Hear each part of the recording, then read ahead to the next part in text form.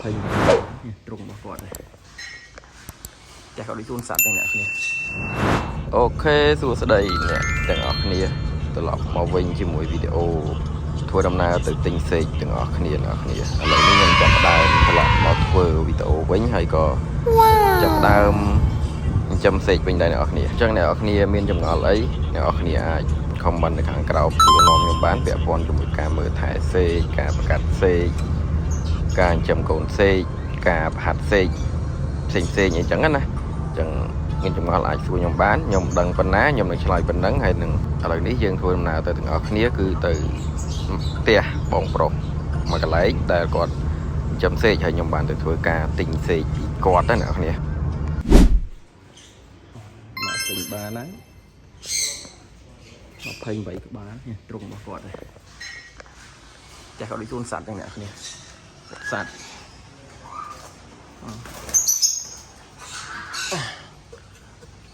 អូអានេះរីងនិចភ្លេចមើលមិញអានេះរីងនិចអានេះឡូរីតែឡូរីគាត់ពងហើយវាយបលី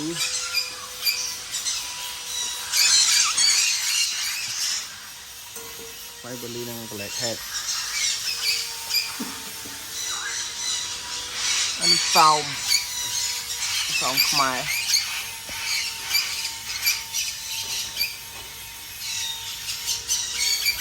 ក្រីឈិកសាន់ឈិកក្រីឈិកនេ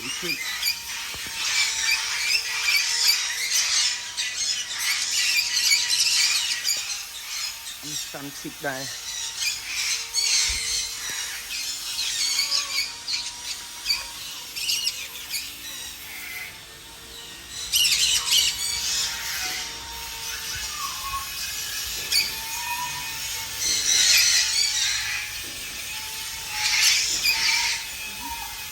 ទៀត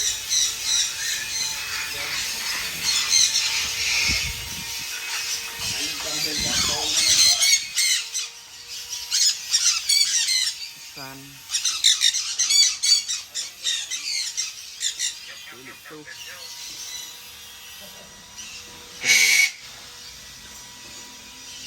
នេះរីកនិចខូបាទ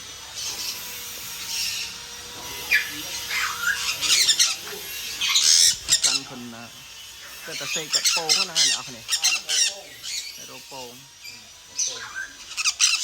อันนี้ตรงตมcho cái đấy đi nó phải chắc ăn miên cù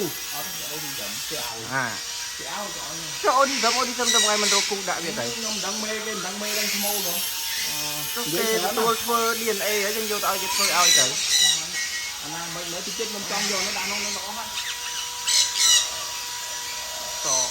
sao